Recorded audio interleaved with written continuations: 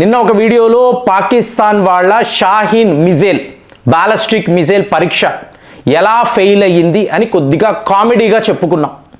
ఇక చైనా వాడి విషయానికి వచ్చినా కూడా అంతే కదండి, బొమ్మ విమానాలు అని మాట్లాడతాం.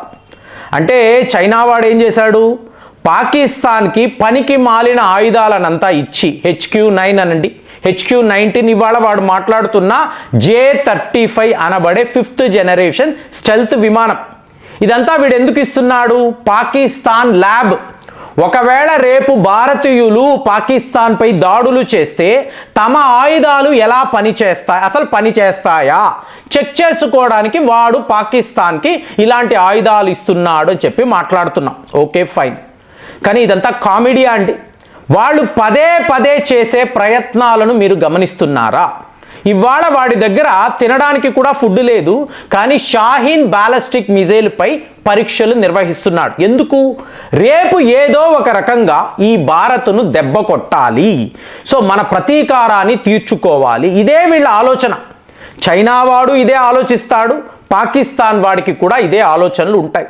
అలాంటప్పుడు ఇది ఒక కామెడీయా, ఎంత ఒక సీరియస్ వ్యవహారము మనం ఆలోచించాలి కదా. ఏదో మాట్లాడుకున్నాం జోక్గా, కానీ Indian air force, Indian military అలా ఆలోచించలేదు. మరి మనం ఏం చేసామండి అంటే, మీకు గుర్తుందో లేదో, న్యోమా అనబడే ఒక ప్రాంతము గురించి 2020లో అంటే చైనాతో ఉన్న స్టాండ్ ఆఫ్ అప్పుడు పదే పదే ప్రాంతము గురించి నేను మాట్లాడేవాడిని. సో ఇప్పుడు న్యోమా అనబడే ప్రాంతములో మనము ఒక హై ఎండ్ ఎయిర్ బేస్ను సిద్ధము చేసామండి. ఇది ఎంత పెద్ద వార్త అంటే, మామూలుగా సౌత్ ఇండియాలో ఉండేవాళ్ళం. మొన్న చూడండి కేదార్నాథ్ వెళ్ళి అక్కడ నుంచి నేను వీడియోలు పెట్టాను. సో ఒక మిత్రుడు పెట్టారు, ప్రేమ్ గారు ఇక్కడ ఎండల్లో మేము మాడిపోతున్నామండి, మీరేమో ఇన్నిన్ని దుస్తులు కప్పుకొని వీడియో చెప్తున్నారు, చూడడానికే చాలా ఆశ్చర్యంగా ఉందంటే, అక్కడ -2 degrees అండి.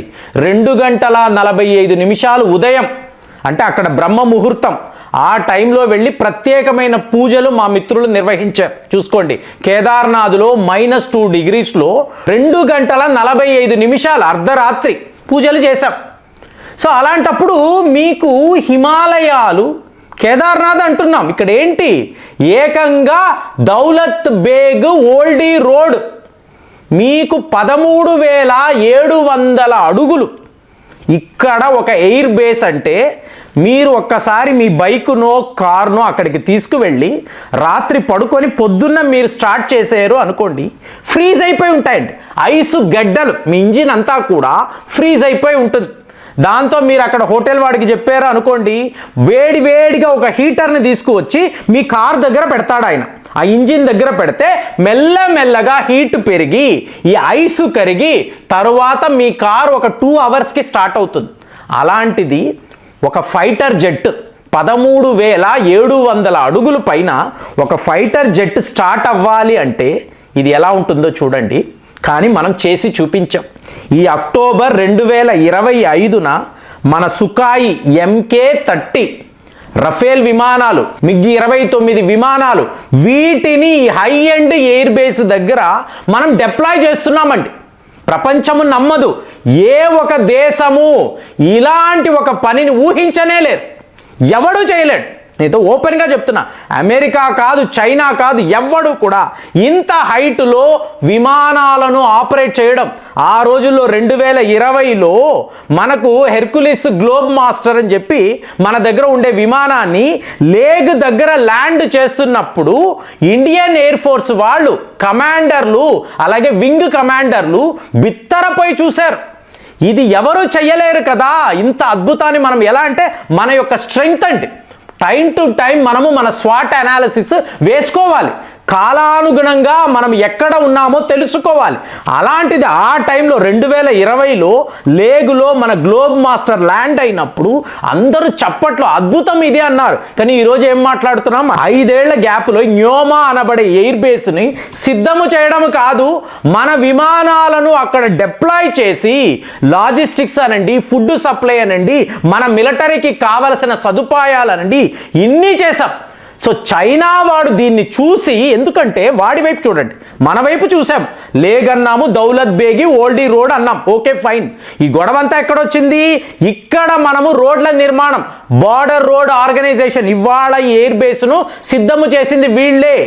వీళ్ళ గురించి ఎంత చెప్పినా తక్కువే, ఎన్నో వీడియోస్లో మాట్లాడాను. మరి అదే చైనా వాడి వైపు చూడండి, టిబెట్ వద్ద ఒక ఎయిర్ బేస్ 12,000 అడుగులు మాత్రమే, కానీ ఆ ఎయిర్ బేస్ వద్ద మీకు ఎటువంటి సదుపాయాలు ఉండవండి.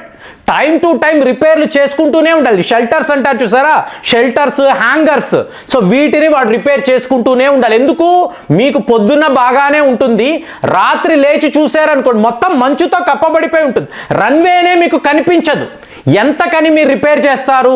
మనము ఆ పని కూడా చేస్తున్నాము.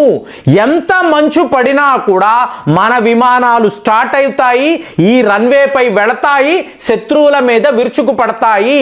చైనా వాడు మన మీదికి రావాలి అంటే 3,000 కిలోమీటర్లు దాటి రావాలి. వాడి మెయిన్ ల్యాండ్ హెడ్ క్వార్టర్స్ అక్కడెక్కడో ఉంటుంది. మనకు ఇంకా లేగులోను మనకు ఒక ఎయిర్ బేస్ ఉంది, శ్రీనగర్లోనూ ఉంది, హసీమారాలోనూ ఉంది. కానీ మనం స్టార్ట్ అయ్యి రావడానికి 10 నిమిషాలు పట్టొచ్చు. 10 నిమిషాలు టైం ఎందుకు ఇవ్వాలి? క్షణాలలో శత్రువుల మీద, చైనా మీద విరుచుకు పడదాము. ఎందుకు? సియాచెన్ గ్లేషియర్ దీనికి పక్కనే, కారాకోరం రేంజ్ దీనికి పక్కనే. ఎప్పుడో ఒక రోజు ఇన్వేరియబుల్గా పాకిస్తాన్తో మనము యుద్ధము చేయాల్సి వస్తుంది.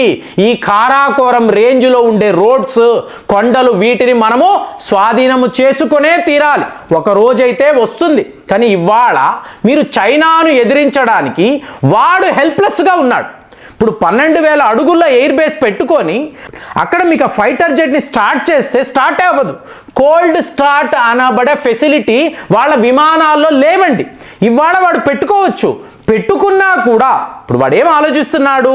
టిబెట్లో ఒక అద్భుతమైన రైలు మార్గము, ఇందులో మా ఆయుధాలు, మా సైనికులను నేను తరలించగలను, భారత్కి అడ్వాంటేజ్ లేదు కదా, ఇది వాడి ఆలోచన. కరెక్టే కదా? సో మనం ఒప్పుకోవాలి, ఒక బుల్లెట్ ట్రైన్ని ఆ హిమాలయాల్లో రన్ చేయడము నిజంగానే గొప్ప విషయం. కానీ పీపుల్స్ లిబరేషన్ ఆర్మీకి సంబంధించిన సైనికులు వాళ్ళు రోబోలు కారండి, వాళ్ళు మామూలు మనుషులే. సో మీరు ఆయుధాలు ఇచ్చిన ఒక్కసారి మంచులో దిగిన తరువాత ఆ హైట్లో, ఆ చలిలో, మీకు తెలుసో తెలియదో ఒకసారి ఇది నేను మాట్లాడితే మిత్రుడు అంతంతా ఉండదండి అని చెప్పి నాకు ఇంకా గుర్తు, న్యోమా అనబడే ప్రాంతము దగ్గర మీరు చెక్ చేయొచ్చండి, -35 నుంచి -40 డిగ్రీలు చలి ఉంటుంది. అంటే ఫ్రీజింగ్ కోల్డ్ కాదండి, మీరు ఆయుధాలను కూడా పట్టుకోలేరు. ఇలా పట్టుకొని మీరు శత్రువుల పైన ఫైరింగ్ చెయ్యలేరు. అంత ఒక భయంకరమైన పరిస్థితి. కానీ మన ఇండియన్ ఎయిర్ ఫోర్స్, మన ఇండియన్ ఆర్మీ యొక్క ట్రైనింగ్ ఎలా ఉంటుందంటే, దీనికి పైన సియాచిన్లో కూడా మనము గస్తీ కాయడము కాదు, ఫైరింగ్ చేయడము కాదు, మనం మన శత్రువుల మీద విరుచుకు పడగలం. అంతటి కెపాసిటీ, అంతటి అనుభవాన్ని మనం సాధించేసాం. వాళ్ళు ఎవరికీ లేదు. ఓపెన్గా చైనా వాళ్ళే, ఒక వీడియోలో మాట్లాడాం కదా, చైనా సైనికులు ఏడవడం, బోరున ఇండియా సరిహద్దులా బాబాయ్ మేము ప్రాణాలతో వెనక్కి రాము కదా అని భయపడి ఏడవడము కూడా మనం వీడియోస్లో చూసాం.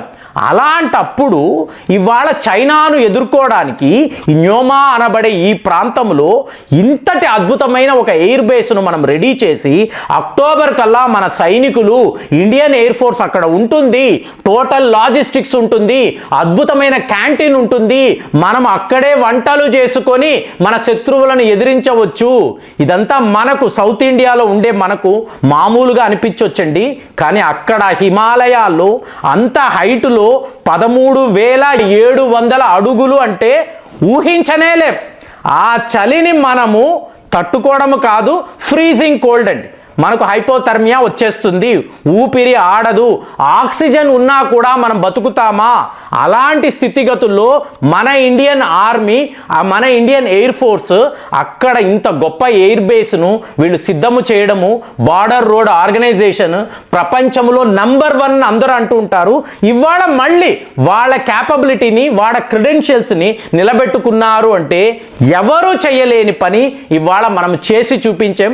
పదే పదే ఇదే చేస్తున్నాము, ఎన్నో రికార్డ్స్ను బద్దలు కొడుతున్నాము. సో మన భారతీయులుగా ఇంత గొప్ప పని జరిగినప్పుడు ఎలా అనిపిస్తుంది, ఆ ఫీలింగ్స్ ఎలా ఉంటాయో ఒక్కసారి కామెంట్స్లో రాయండి. మళ్ళీ వచ్చే వీడియోలో కలుద్దాం. జై హింద్.